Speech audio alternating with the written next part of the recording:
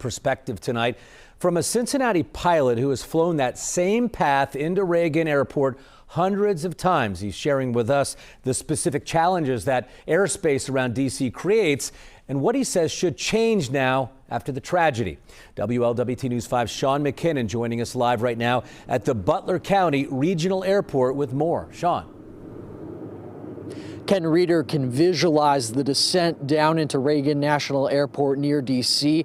He says at night there are a lot of lights in front of a pilot, including the Washington Monument, the Capitol, and the White House, so other aircraft can almost feel invisible. Captain Ken Reeder and his son Austin are puttering away on their planes. In the quiet hangar, there's time to process the tragedy in D.C. and what went wrong. Reeder's flown the same jet for the same company on the same runway at Reagan National Airport.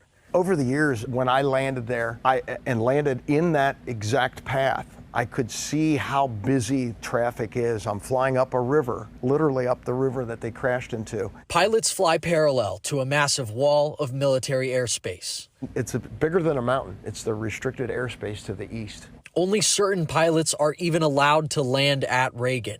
And when Reeder flew there, if something didn't feel right before landing, he had to do a go-around. At Reagan Airport, I have more go-arounds there than I do at any other airport. Reeder feels responsibility for the crash doesn't fall on any one person. I don't believe it's all the Black Hawk pilot's fault, and I don't believe it's air traffic controller's fault. And American Eagle really was just in the wrong place at the wrong time. I don't think it's their fault at all. One of the pilots in the helicopter told the tower he had sights on a plane.